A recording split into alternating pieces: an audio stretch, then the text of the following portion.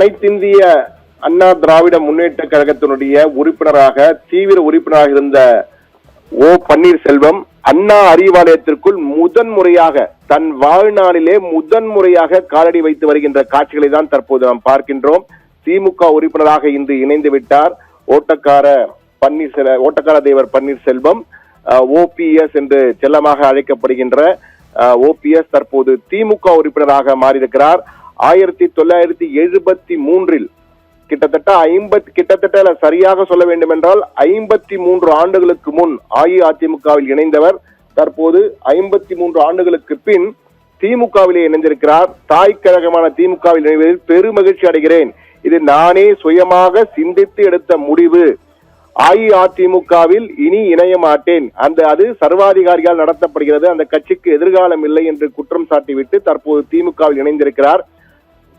இத்தனை காலத்திலே அதிமுகவை சேர்ந்த முன்னாள் அதிமுக உறுப்பினரான ஓ பன்னீர்செல்வம் முதன்முறையாக அண்ணா அறிவாலயத்திலே காலை எடுத்து வைத்திருக்கிறார் என்பது மிக முக்கியமாக பார்க்க வேண்டியிருக்கிறது. 3 முறை முதலமைச்சர், 1 முறை துணை முதலமைச்சர், அஇஅதிமுகவின் பொருளாளர், தலைமை ஒருங்கிணைப்பாளர், நிதி அமைச்சராக 11 முறை பட்ஜெட் தாக்கல் செய்திருக்கிறார். அதிமுகவின் நிதி அமைச்சராக 11 முறை தமிழக சட்டமன்றத்திலே பட்ஜெட் நிதிநிலை அறிக்கையை தாக்கல் செய்திருக்கிறார். பல 1973 அதிமுகவில் இணைந்த பின் 1951 ஆண்டில் பிறந்த 22 வயது இளைஞராக அதிமுகவில் சேர்ந்தவர். BA பட்டதாரி இவர். பெரியகுளம் பேரூராட்சியினுடைய நகரமன்றத்தின் தலைவராக 1994 2001 வரை இருந்திருக்கிறார். முதலமைச்சர் என பல பதவிகளை வகித்த ஓ பன்னீர்செல்வம் தற்பொழுது ஒரு முன்னாள் முதலமைச்சர் ஒரு கட்சியிலிருந்து விலகி இன்னொரு கட்சியில் இணைவது என்பது தமிழக அரசியல் வரலாற்றில் இது முதன்முறையாக பார்க்கப்படுகிறது. மிகப்பெரிய நிகழ்வாக இது பார்க்கப்படுகிறது. என்றால் அதிமுகவில் தான் நீ சேரப்போகிறேன் என்று தொடர்ந்து திமுக எதிர்ப்பு அரசியலை செய்து வந்தவர். கிட்டத்தட்ட 53 ஆண்டுகளாக திமுக எதிர்ப்பு அரசியலை செய்து வந்த பன்னீர்செல்வம் தற்பொழுது திமுகவின் உறுப்பினராக இணைந்து அதிமுகவுக்கு எதிராக தற்போது அரசியல் செய்யவிருக்கிறார் என்பது மிக முக்கிய அரசியல் திருப்பு முனையாக பார்க்கப்படுகிறது. ஆனால் கடந்த ஒரு வாரத்திற்கு முன்பு வரை கடந்த சில மாதங்களாகவே ஓபிஎஸ் தனித்தீவு போலதான் இருந்து வந்தார். அவரிடம் இருந்தவர்கள் ஒருவர் பின் ஒருவராக மற்ற கட்சிகளை இணைய ஆரம்பித்தார்கள். சிலர் தனி கட்சி ஆரம்பித்தார்கள். அவரிடம் இருந்த ஆதரவாளர்கள் தான் போன்றுவிட்டவர்கள் ஒரு சில ஆதரவாளர்கள் மட்டுமே அவரிடம் எஞ்சி இருந்தார்கள். இந்த சூழலில் கடந்த ஒரு வாரத்திற்கு முன் அஇஅதிமுக எப்படியாவது மீண்டும் சேர்ந்து விட வேண்டும் என்ற நிலையிலே அவர் பல முயற்சிகளை பிரம்ம பிரயத்தனம் செய்தார் என்பார்களே, அப்படி செய்தார். அதாவது பிரதமர் மோடி முதல் உள்துறை அமைச்சர் அமித்ஷா, முன்னாள் மாநில தலைவர் அண்ணாமலை, இந்நாள் மாநில தலைவர் நைனா நாகேந்திரன், அதே போன்று அஇஅதிமுக முக்கிய புள்ளிகள் என பல்வேறு தரப்பினர் வழியாக எப்படியாவது அதிமுக சேர வேண்டும் என்ற முயற்சி எடுத்தார். ஆனால் இபிஎஸ் எடப்பாடி பழனிசாமி மிக தெளிவாக இவரை அனுமதிக்கவே முடியாது. ஓ பன்னீர்செல்வம் அனுமதிக்க முடியாது. அஇஅதிமுக தலைமையகத்தையே அடித்து சேதப்படுத்தினார். இவர் தூண்டுதல் நடைபெற்றது. எனவே இவரை சேர்க்கவே முடியாது என பிடிவாதமாக இருந்து விட்டார். எனவே மோடி முதல் அமித்ஷா வரை, அண்ணாமலை முதல் அனைவரையும் வைத்து முயற்சி செய்து பார்த்தா எதுவும் நடக்கவில்லை. எனவே கடைசியில் வேறு வழியின்றி தாவேக்காவுடன் இணையலாமா என்றும் யோசித்து வந்தால் அதுவும் வேலைக்காகவில்லை. ஆனால் தாய் கழகமான திமுக செல்வம் அங்குதான் தமக்கு உரிய மரியாதை கிடைக்கும், தம்மை போன்ற அரசியல்வாதிகளுக்கு சிறந்த இடமாக திமுக இருக்கும், தன்னை அரவணைக்கும் என்ற நம்பிக்கையிலே திமுகவுடன் பேச்சுவார்த்தை நடத்தினார். அதிலே அவரை வெளியே தாய் கழகத்தின் வெளியே சென்றவர்கள் மீண்டும் வருவதிலே எங்களுக்கு ஒரு பிரச்சனை இல்லை, இணைத்துக் கொள்வோம், வாருங்கள் என்று அழைப்பு விடுக்கப்பட்டது. அந்த வகையிலே தற்போது திமுகவிலே இணைந்திருக்கிறார். திமுக உறுப்பினர் ஆகிவிட்டார். திமுகவை சேர்ந்த ஓ பன்னீர்செல்வத்திற்கு மிக முக்கியமான ஒரு பதவிகளில் தலைமையகத்தில் உள்ள மிக முக்கியமான பதவிகளில் ஒன்று விரைவில் ஓரிரு தினங்களில் வழங்கப்படும் என்ற தகவலும் நமக்கு கிடைத்திருக்கிறது. ஆனால் இந்த பின்னணியில அவர் பெரும் முயற்சி செய்திருக்கிறார். எப்படியாவது இபிஎஸ்ஐ கன்வின்ஸ் செய்து விட வேண்டும் என்ற பல்வேறு வழிகளில் அவர் முயற்சி செய்திருக்கிறார். ஆனால் இபிஎஸ்ஐ பொறுத்த மட்டிலே டிடிவி தினகரன், சசிகலா மூலமாகவும் முயற்சி எடுத்திருக்கிறார். எந்த முயற்சிக்குமே இபிஎஸ் தெளிவாக முற்றுப்புள்ளி வைத்து விட்டார். ஓபிஎஸ்ஐ சேர்க்க முடியாது, ஓபிஎஸும் சசிகலாவையும் சேர்க்கவே முடியாது என்ற வகையிலே இபிஎஸ் மிக தெளிவாக இருந்ததனுடைய விளைவுதான் தற்போது மாறியிருக்கிறார். தற்போது ஓபிஎஸ் உடன் அவரது மகன்களும் அவரை சார்ந்த சில ஆதரவாளர்களும் ஐயப்பன் எம்எல்ஏவும் அவரும் தற்போது இணைந்திருக்கிறார்கள் திமுகவிலே.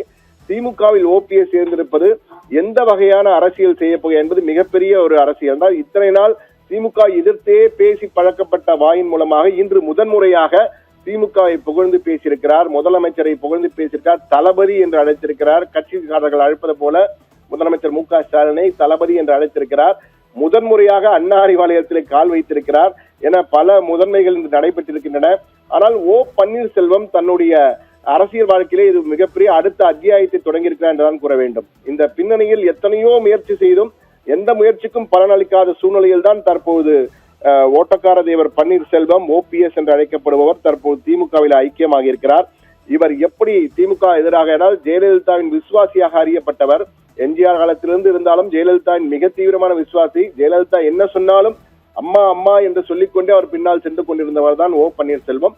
எனவே தற்போது ஜெயலலிதா முழு நேரமாக இருந்தது திமுகவை தான். எனவே அவருக்கு எதிராக தற்போது திமுகவில உறுப்பினராக சேர்ந்திருப்பதால் எப்படி அரசியல் செய்வார், எப்படி தன்னுடைய ஆதரவாளர்களின் நம்பிக்கையை எப்படி மீண்டும் பெறப்போகிறார், மக்களின் நம்பிக்கையை எப்படி பெறப்போகிறார் என்ற மிகப்பெரிய சவால்கள் அவருக்கு முன் காத்திருக்கின்றன.